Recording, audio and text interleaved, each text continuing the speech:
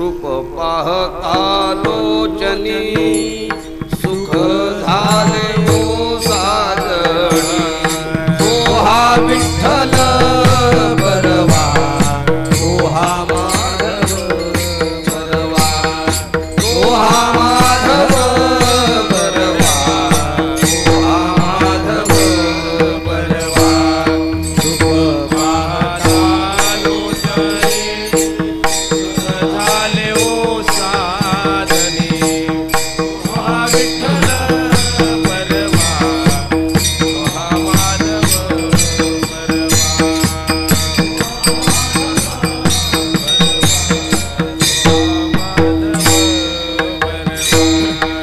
पाहता लोचनी सुख झाले ओ साजणी तो हा विठ्ठल बरवा तो हा माधव बरवा तो हा माधव बरवा तो हा माधव लोचनी सुख झाले ओ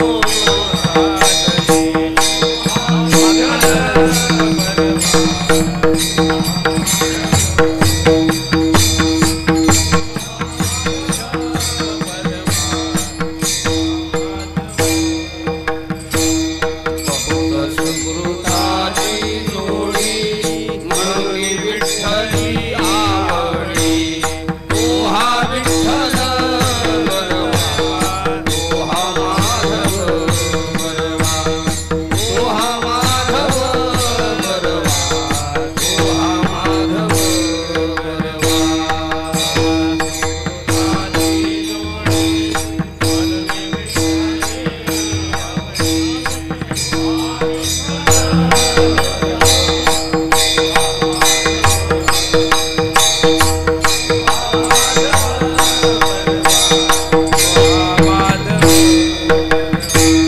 सर्व सुखाचे आगर वावर कुमादेवीवर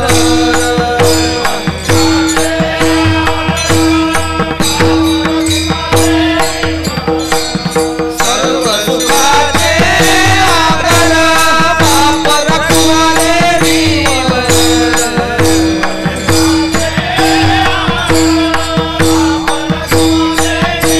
तो हा विठ्ठल बरवा तो हा माधव बरवा तो हा माधव बरवा तो हा माधव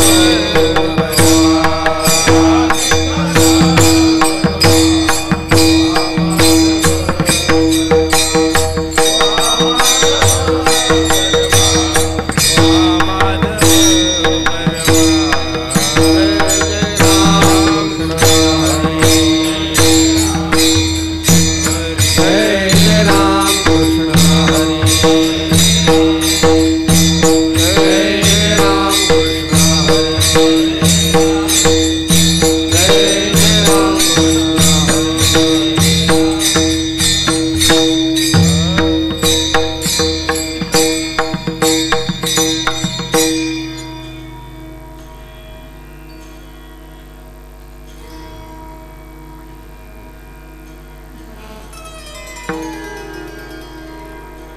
भक्त ऐसे जाना जे देही उदास भक्त ऐसे जाना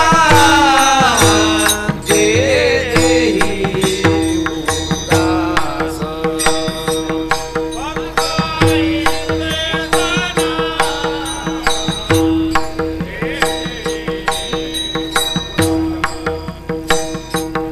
भक्त ऐसे जाना जे देही उदास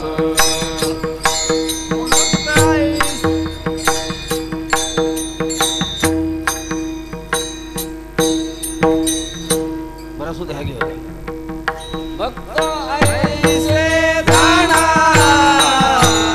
जे देही उदास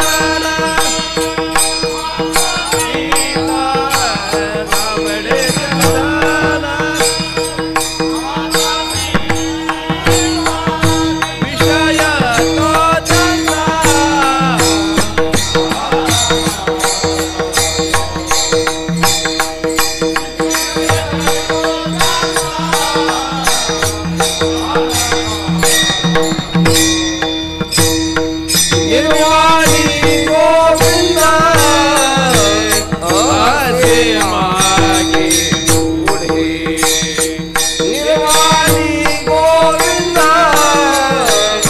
असे मागे पुढे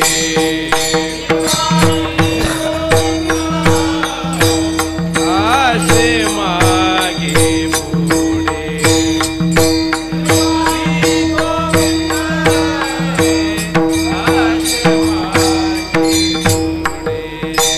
काहीच साकडे पडोने काहीच साकडे पडोने विषय तो त्यांचा झाला नारायण विषय तो त्यांचा झाला नारायण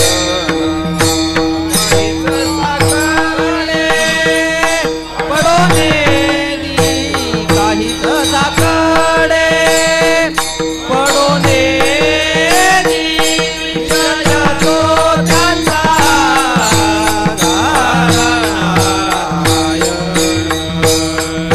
विषय तो त्यांचा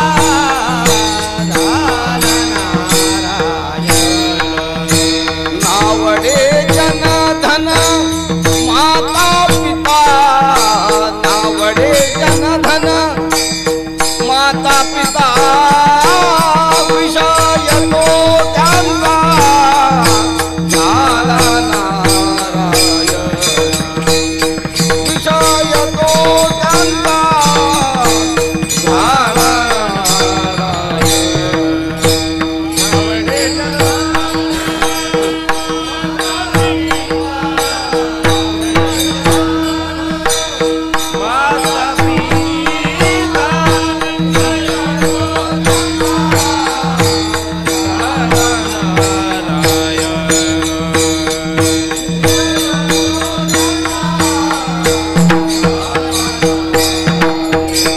तुका म्हणे सत्य धर्मा व्हावे साह्य तुका म्हणे सत्य धर्मा व्हावे साह्य तुका म्हणे सत्य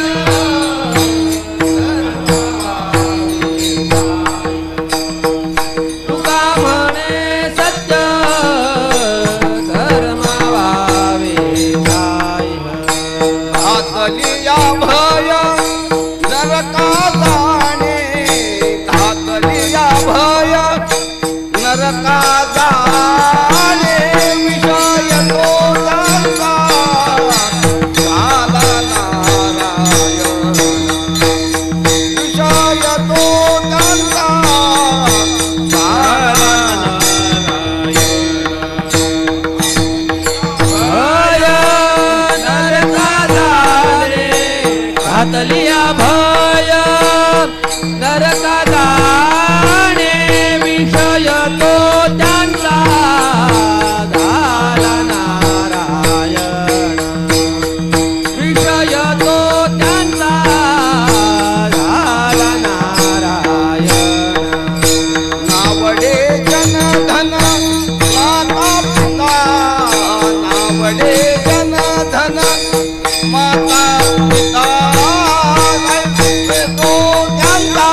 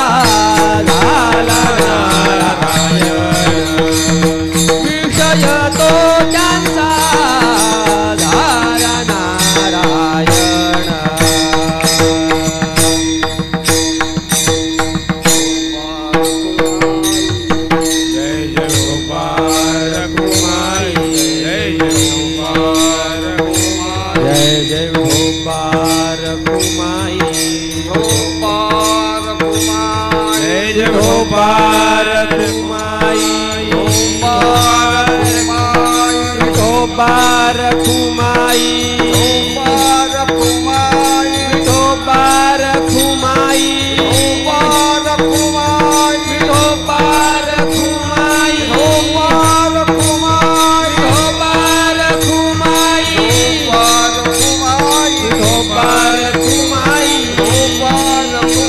विठोबा रखुमाई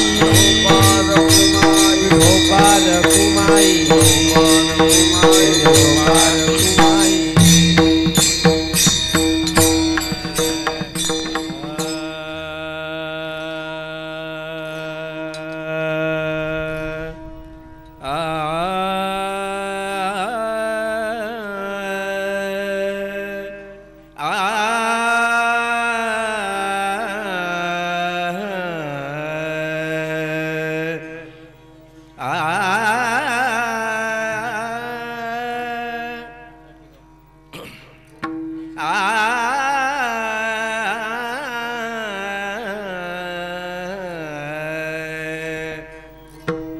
भक्त ऐसे जाना जय देही उदास भक्त ऐसे जाना जय देही उदास भक्त ऐसे जाना जे देहे उदास भक्त ऐसे जाना जे देहे उदास भक्त ऐसे जाना जे देही उदास भक्त ऐसे जाना जे देही उदास भक्त ऐसे जाना जे देहे उदास भक्त ऐसे जाना जे देहे उदास गेले आशा पास निवारोनी गेले आशा पास निवारोनी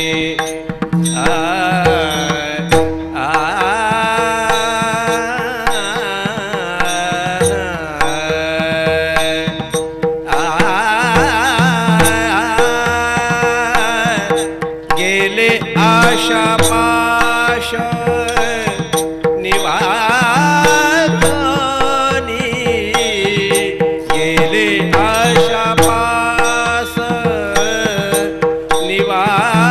निवारोनी विषय तो त्यांचा झाला नारायण विषय तो त्यांचा झाला नारायण गेले आशा पाश निवारोनी गेले आशा पाश निवारोनी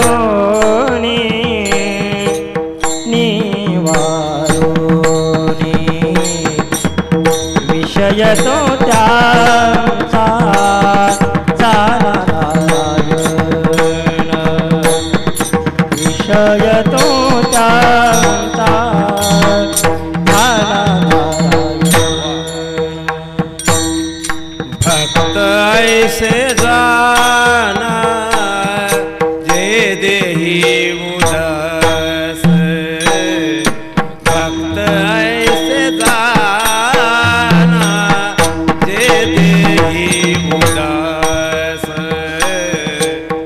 भक्त ऐसे जाना जे देहे उदास भक्त ऐसे जाना जे देहे उदास गेले आशा पास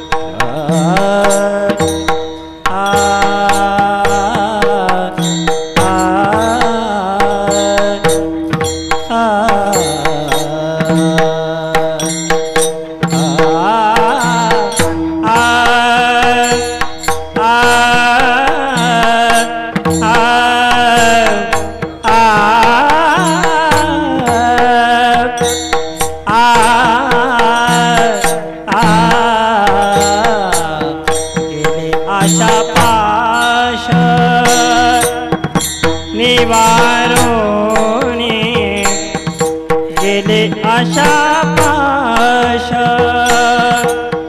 निवारोने निवारोने विषय तो त्याचा झाला नारायण विषय तो त्याचा झाला नारायण नावडे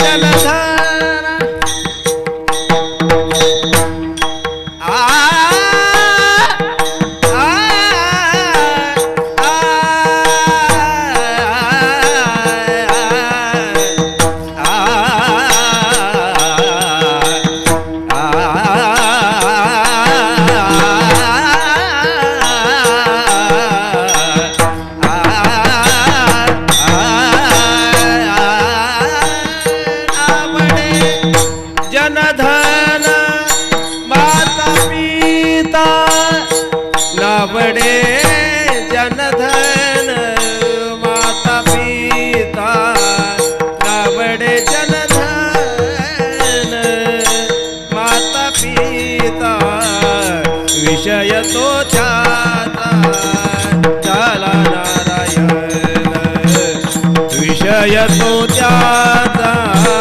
झाला नारायण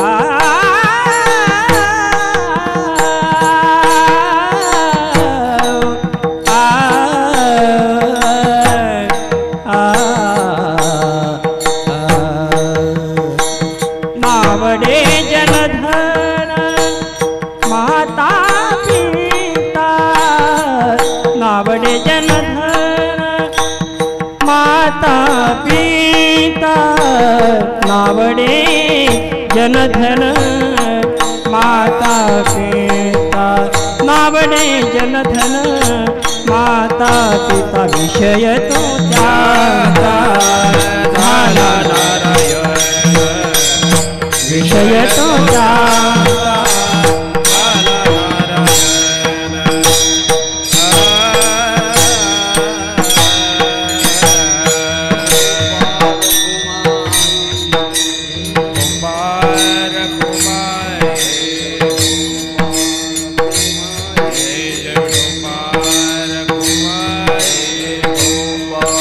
कुमार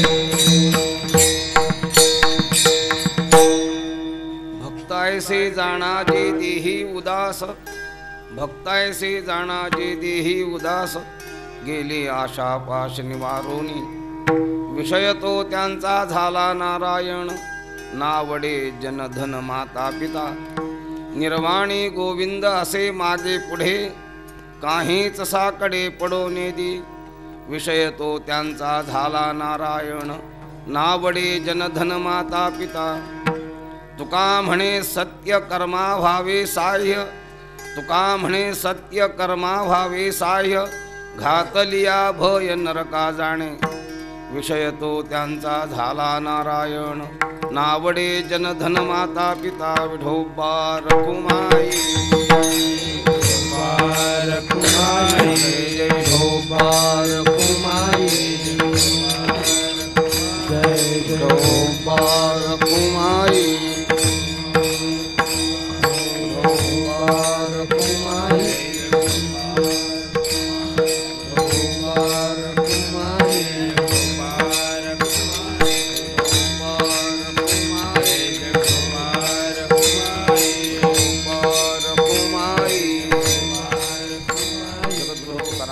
असून या अभंगामध्ये भक्त लक्षण ज्याला म्हणतात ते आणि भक्त स्वभाव ज्याला म्हणतात तो, अशा दोन गोष्टी या अभंगामध्ये प्रतिपादन केले.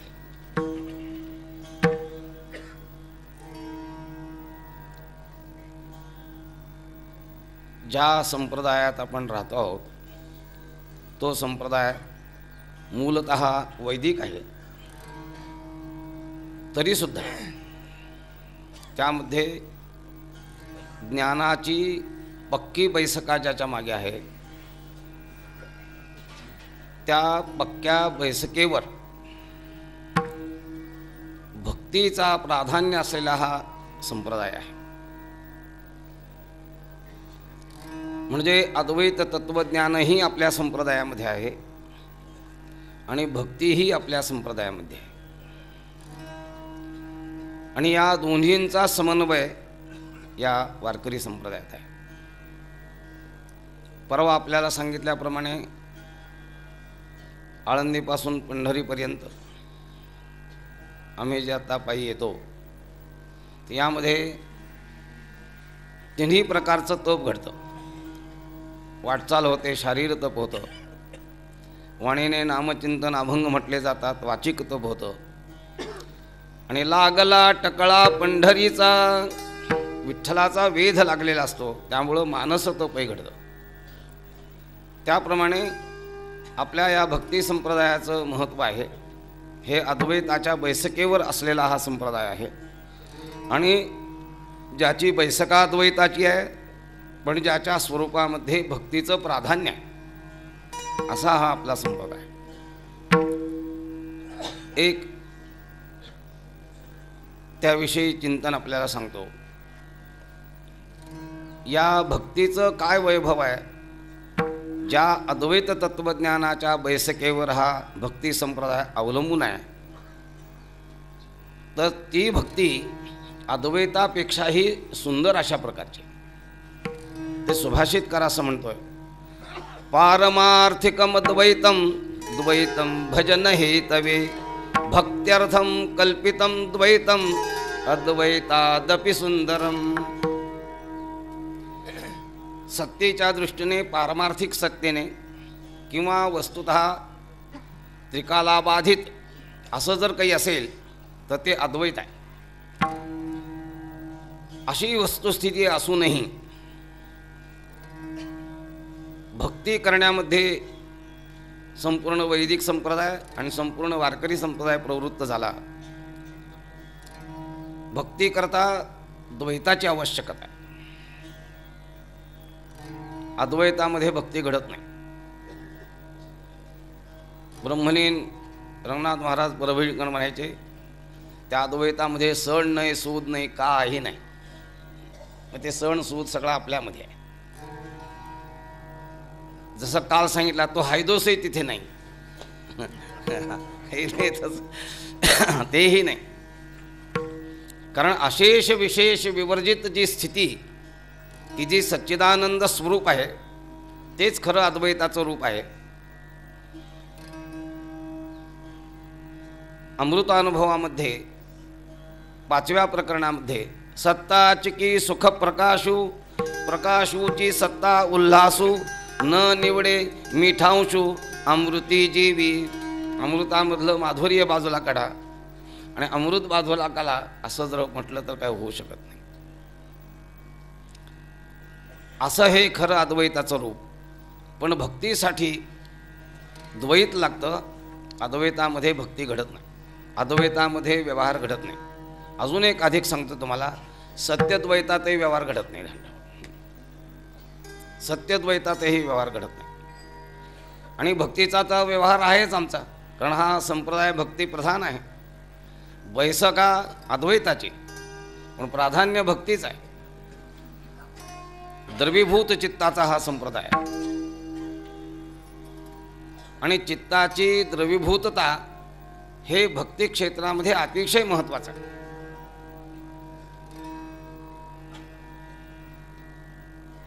दुसऱ्या शब्दात सांगायचं झालं साहित्याच्या, तर वात्सल्य भावाने युक्त असा आपला संप्रदाय आहे. नवरसी भरवी सागरू याच्यामध्ये हा एक वात्सल्य रस अधिक लिहिला आहे आणि भक्तिरस हा एक अधिक लिहिला आहे. आणि या दोन रसांचं आधिक्य असल्यामुळं नवरसी भरवी सागरूच्या ऐवजी एकादश भरवी सागरू असा एकंदर प्रकार. पण आम्ही नाव नाही बदललं. का? परंपरेने 9च रस मानण्याची परंपरा आहे, तरी देखील ज्ञानेश्वर महाराजांनी 11 रस लिहिलेले आहे. ते प्रमाणाने विचाराने लिहिण्याच्या पूर्वी लिहून झाल्यानंतर सगळ्या साहित्यिकांच्या सभेत शेवटी एक दिवस असा ठेवला होता, ते आहेत गृहस्थ, आणि त्यांनी ठरवलं की काही नाही याच्यावर चर्चासत्र घ्यायचं. घ्या म्हटलं, काय हरकत नाही. पण कोणीही त्याच्या उलट बोललं नाही. फक्त तो ज्याला मांडला होता त्याने येऊन सांगितलं की हे एवढं सांगितलंय महाराजांनी, पण हे संभवनीय आहे का नाही याचा पुन्हा विचार करायला पाहिजे. करा तुम्ही, आमचं काही म्हणणं नाही. तुम्ही विद्वान सगळे आहात, अजून कोणी आणायचे असले तर तुम्ही आणा. म्हणून 2 रस अधिक आहेत. त्यामध्ये वात्सल्य रसाबद्दल असं दिलेलं आहे, पशु पक्षी यांच्यातही जर वात्सल्य आहे तर भक्ती क्षेत्रामध्ये वात्सल्य रस असेल त्यात काय विशेष. नाना गाय चरे डोंगरी वरी चित्त बांधले वत्से घरी. हे कसं घडतं? वात्सल्य भाव आहे म्हणजे पशुच्या ठिकाणीही आहे. तर मग ज्ञानेश्वर महाराज म्हणतात, संत म्हणतात विठ्ठलाच्या ठिकाणी आहे, संतांच्या ठिकाणी आहे. म्हटलं तर काय वाव आहे?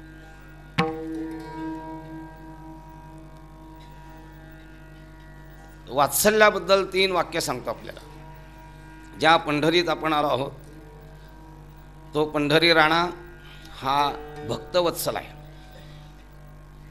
संत सगळे हे दीनवत्सल आहेत आणि तुम्ही आम्ही सगळे कुटुंबवत्सल. बस आपल्याला दुसरं काही नाही. काय दुसरं त्याला उत्तर काहीच नाही. आता काय करायला.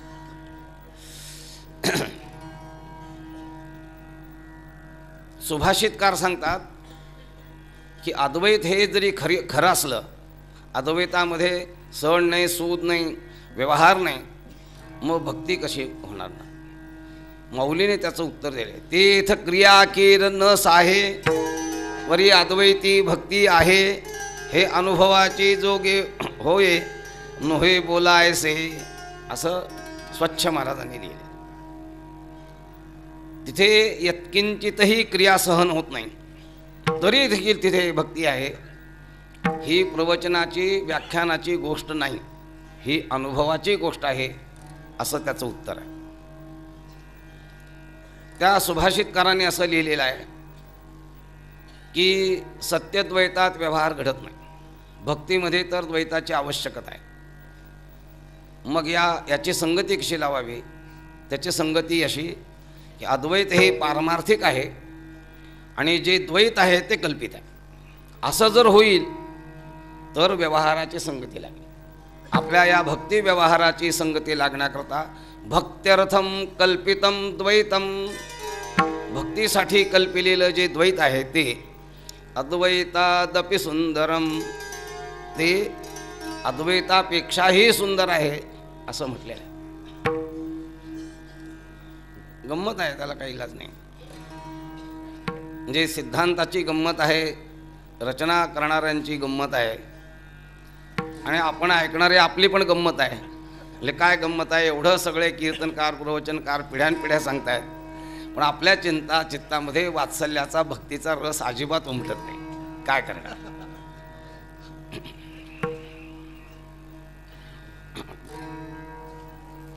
ते बाई तो बुवा म्हणतो, महाराज तुमच्या अगोदरचे महाराज असंच सांगत होते, त्याच्या अगोदरचे महाराज तसंच सांगत होते, तुमच्या 3 पिढ्या मी ऐकतोय.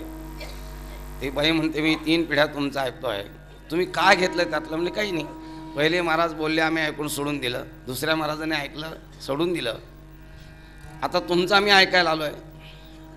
मी त्यांना उत्तर देतो, पहिल्या महाराजांचं ऐकलंस, तुला काही झालं नाही, त्यांना गिळून टाकलंस. दुसऱ्या महाराजांना सांगितलं तर त्यांनी ऐकलं, त्याला गिळून टाकलं, आता फक्त मला गिळून टाक म्हणजे विषय संपला.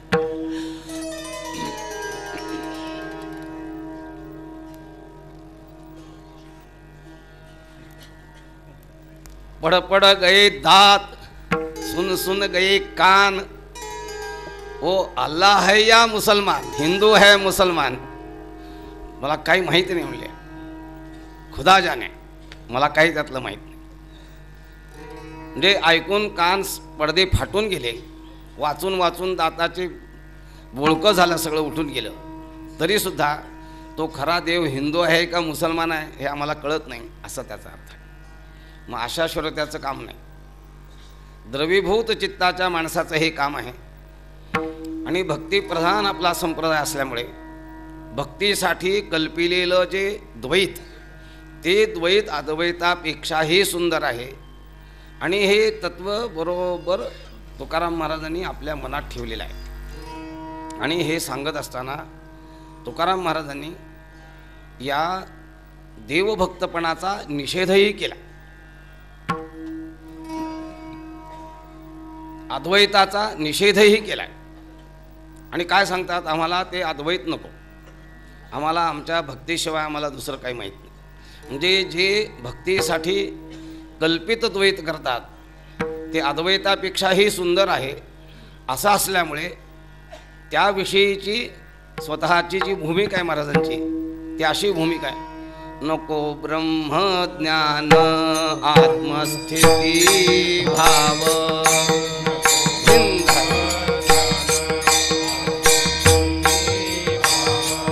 नको ब्रह्मज्ञान आत्मस्थिती भाव,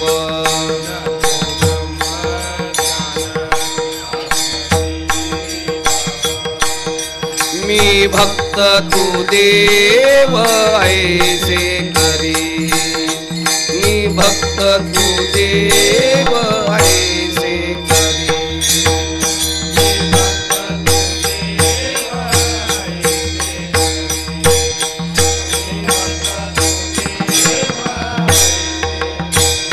नको ब्रह्म ज्ञान आत्मस्थिती भाव,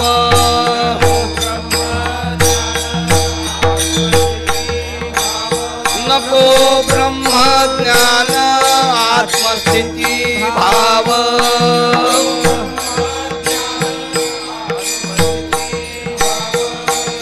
मी भक्त तू देव ऐसे करी, मी भक्त तू देव ऐसे करी.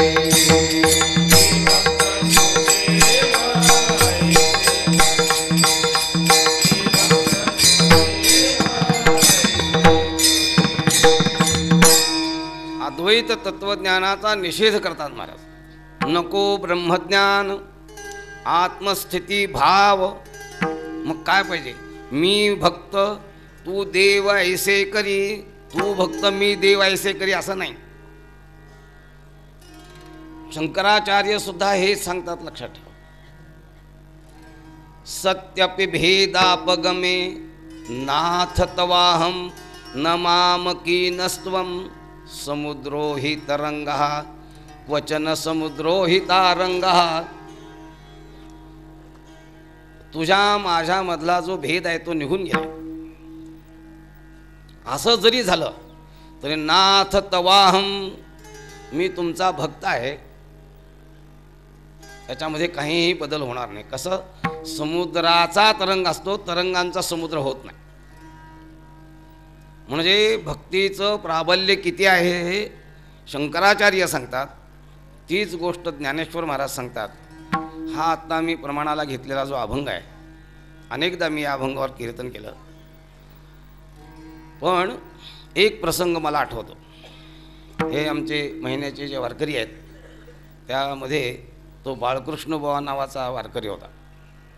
निष्ठावंत वारकरी, पाठांतर अतिशय चांगलं आणि आपल्या सांप्रदायिक चाली म्हणण्यामध्ये अतिशय हुशार. कीर्तनाला मी काही प्रमाणं दिली म्हणजे त्याच्या उलट प्रमाण द्यायचं. मग त्यांनी मला सांगितलं की मी तुमच्या विरुद्ध आज प्रमाण देणार, त्याच्यावर तुम्ही कीर्तन करा. मग त्याने हा अभंग दिला.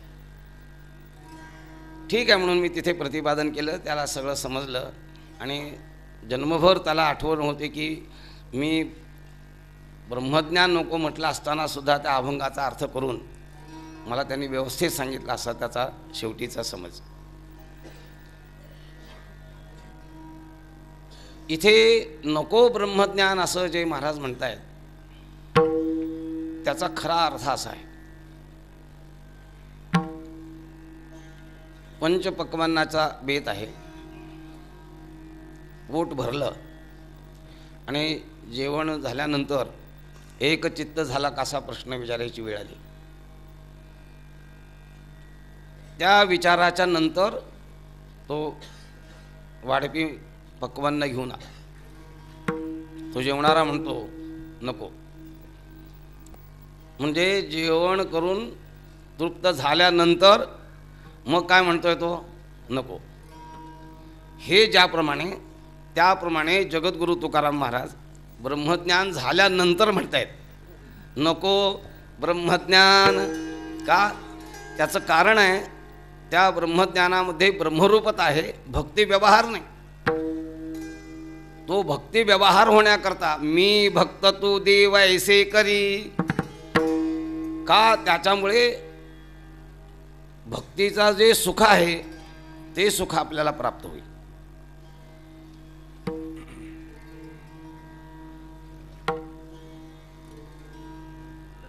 देव भक्तपणा काय पडेल, हां नाही ते त्यातलं चरण आहे. देव भक्त, हां देवभक्तपण सुखाचा सोहळा,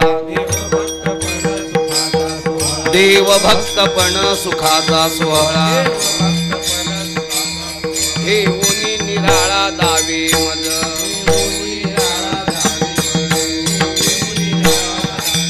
देवभक्तपण सुखाचा सोहळा, देवभक्तपण सुखाचा सोहळा, देवोनी निराळा दावी मज, देवोनी निराळा दावी मज, देवोनी निराळा दावी मज.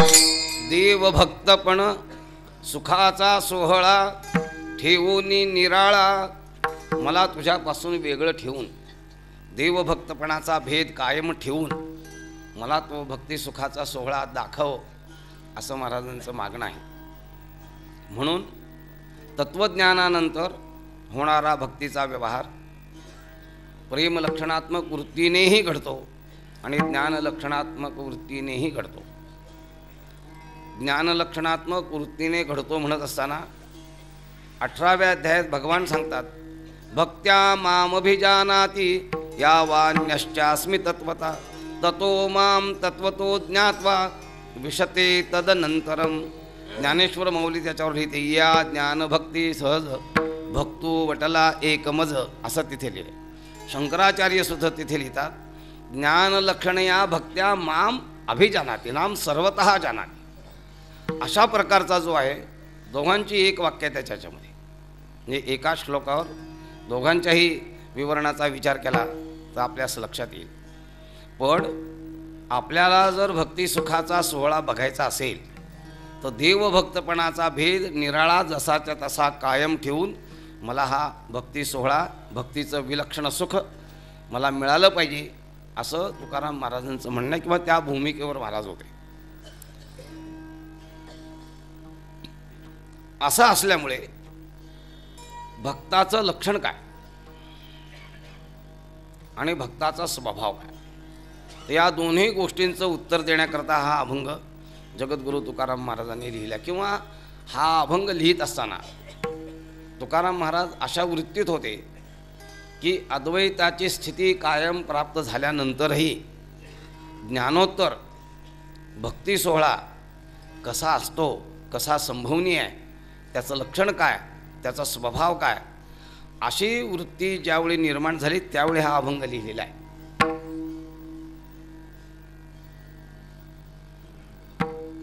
कोणत्याही अभंगाची भूमिका तुकाराम महाराज तो अभंग लिहित असताना ज्या वृत्तीत होते त्या वृत्तीत जाण्याचा जर आपण प्रयत्न केला आणि आपण जर त्यांच्या जवळ जाऊ शकलो, तद्रूप तर होणारच नाही त्यांच्या इतकी, पण त्यांच्या जवळ जर आपण जाऊ शकलो तर अभंगाचा अर्थ बरोबर आपला कळला असं समजायचं. आता हा सेवेसाठी घेतलेला अभंग मोठा गमतीदार आहे. गमतीदार म्हणण्याचं कारण 2 चरणाचा अर्थ वेगळा आहे आणि पुढच्या 2 चरणाचा अर्थ वेगळा आहे. किंबहुना तुकाराम महाराज असं उलट कसं लिहितात असं कोणालाही वाटेल, पण तेही वाटणं चुकीचं कसं आहे ते मी विवरणात आपल्याला सांगणार आहे. भक्त लक्षणाचा विचार सांगायचा असल्यामुळं आत्ता मी आपल्याला सांगितल्याप्रमाणे ज्ञानोत्तर भक्ती करणारा भक्त किंवा ज्ञान लक्षणात्मक भक्ती करणारा भक्त, त्या भक्ताचं लक्षण काय असा जर माणसाच्या मनामध्ये प्रश्न निर्माण झाला, पुष्कळ आहेत. 9व्या अध्यायात लिहिले, 12व्या अध्यायात भक्ताचं लक्षण लिहिले, सगळीकडे लक्षण लिहिले आहे. पण तुकाराम महाराजांनी या अभंगामध्ये कितीतरी अभंग आहेत भक्त लक्षणाविषयीचे, पैकी एक अभंग आज घेतलेला भक्त लक्षण आणि भक्त स्वभाव सांगणारा असा हा अभंग आहे. ते तुकाराम महाराजांनी लिहित तो तसा भाग घ्यायचा नाही. पोटासाठी संत किंवा पोटासाठी भक्त झाले कलित बहुत असे ते त्याचीही कथा नाही आहे.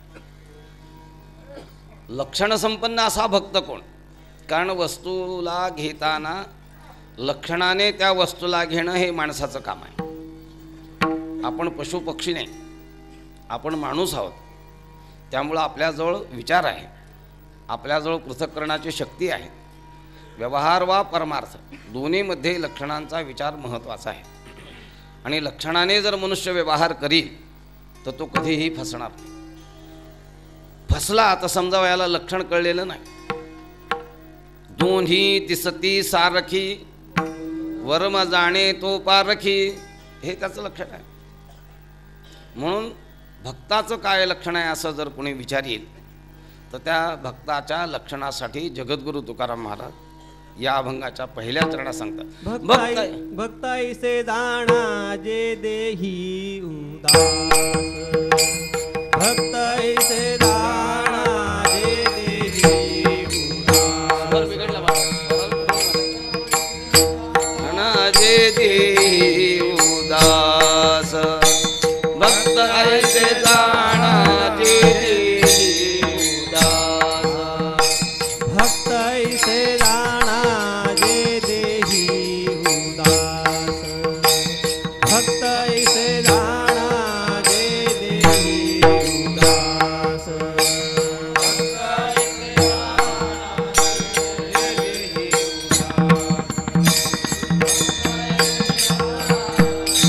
देही उदास,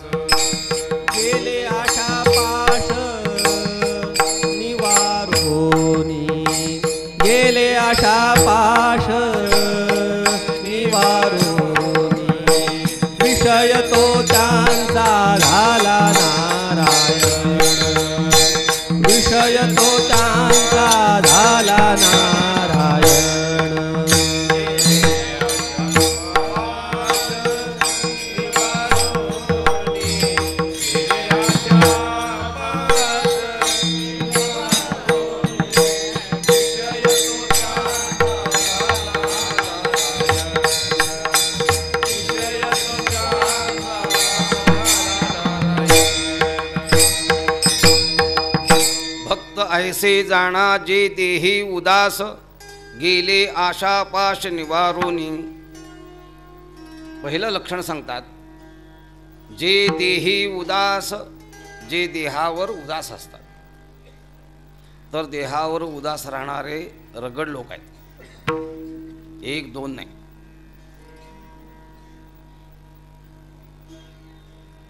पोट भरण्यासाठी उदास लोकांचं सोंग घेणारे भरपूर आहेत. मी आत्ता सांगितल्याप्रमाणे पोटासाठी असे लाख आपुलाल्या हिताचे निलोभे, मज आवडे तोही भक्त झोंबे परी मी चिकरी वालभे.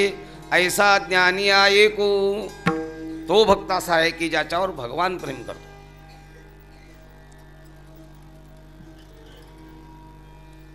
अनुसयेचं उदाहरण दिलेलं आहे की जिने केलेली सेवा पतीला मान्य झाली तर ती पतिव्रता त्याच्यापेक्षा श्रेष्ठ मानू नये काय, असं महाराजांनी प्रश्न विचारलाय. त्याचं उत्तर आहे मानावीच, त्याला दुसरं काय उत्तर नाही.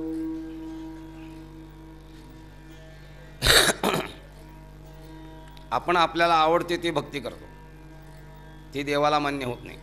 देवाला आवडणारी भक्ती केली. देहावर उदास राहणं हे विशेष महत्त्वाचं आहे, ध्यानात ठेवा. म्हणजे तुम्ही गबाळ ग्रंथी राहावा असा त्याचा अर्थ नाही.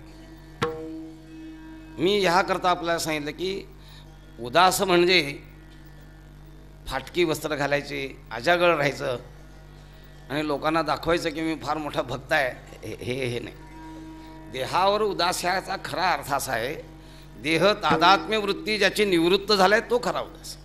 काल आपल्याला सांगितल्याप्रमाणे देहीचं विदेही भोगू दशा अशरीरम वावसंतम न प्रिया प्रिय स्पृशतः, हे जे वेदाने प्रतिपादन केलं आहे, या अवस्थेप्रमाणे देहामध्ये जो अनासक्त राहतो त्या अनासक्त वृत्तीने राहणं हे भक्ताचं लक्षण आहे. पहिलं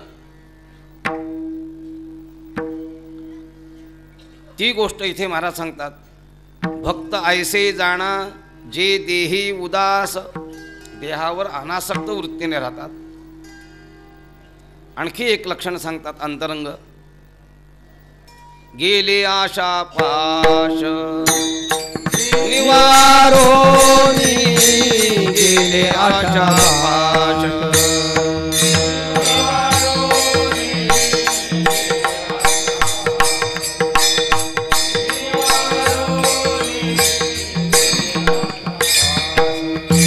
विजय जाणा जे देही उदास,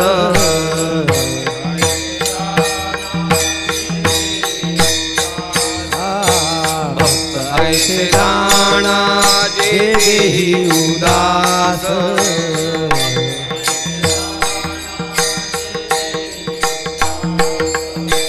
गेले आशा पाश निवारोनी, गेले आशा पाश, गेले आशा पाश निवारोनी, गेले आशा पाश. गेले आशा पाश निवारोनी. अनेक पाश आहेत, त्यामध्ये आशा पाश आहे. एका सुभाषितकाराने असं म्हटलेलं आहे, आशा नाम मनुष्याणाम काश्चिद आश्चर्य शृंखला यया बद्धा प्रधावंती मुक्तास्तिष्ठन्तु पंगुवत. तो म्हणतोय की आशा नावाची बेडी, पाश अतिशय आश्चर्यजनक आहे. आशा नाम मनुष्याणाम काश्चिद आश्चर्य शृंखला, कोणी एक अत्यंत आश्चर्यकारक अशी ही बेडी आहे, शृंखला आहे, बंधन आहे.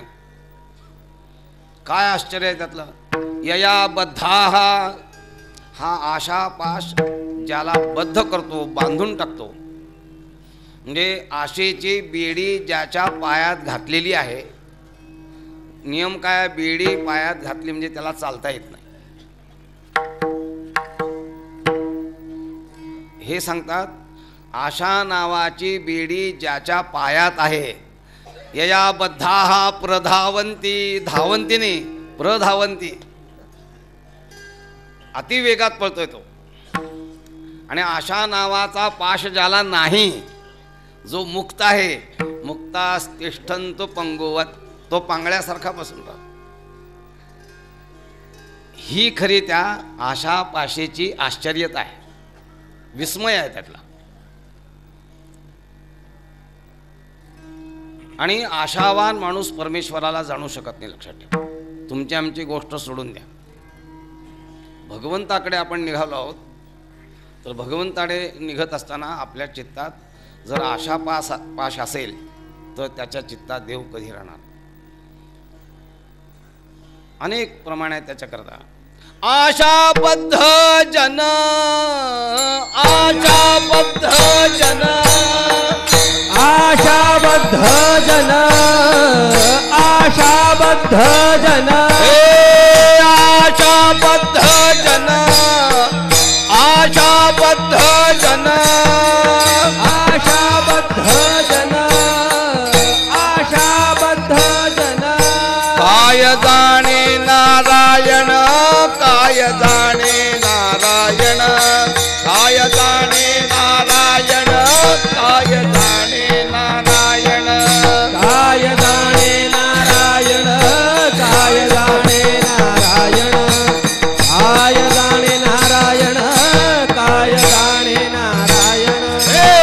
आशाबद्ध जन, आशाबद्ध जन, आशाबद्ध जन, आशाबद्ध जन, आशाबद्ध जन, आशाबद्ध जन, आशाबद्ध जन, आशाबद्ध जन. काय जाणे नारायण, काय जाणे नारायण, काय जाणे नारायण, काय जाणे नारायण, काय जाणे नारायण, काय जाणे नारायण, काय जाणे नारायण, काय जाणे नारायण.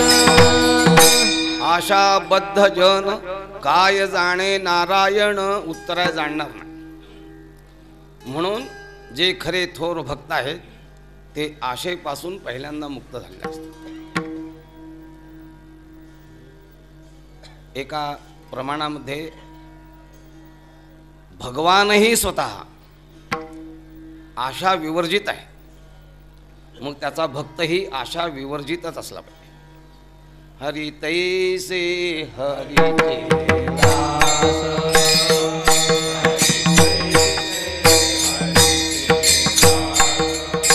नाही तया भय मोह चिंता आस,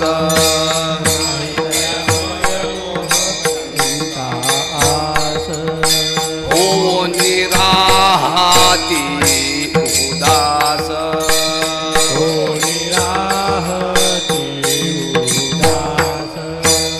बळकटकास भक्तीची, बळकटकास भक्तीची, बळकटकास भक्तीची, बळकटकास भक्ती.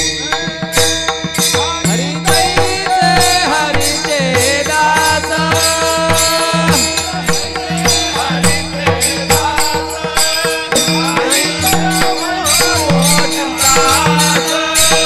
नाही दया तुम्हा भय महास, हो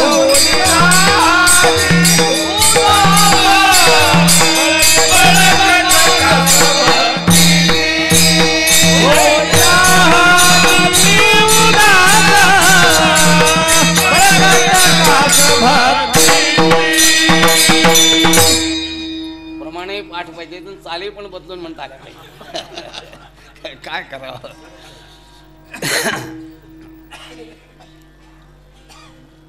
काय देव करील ते खरं.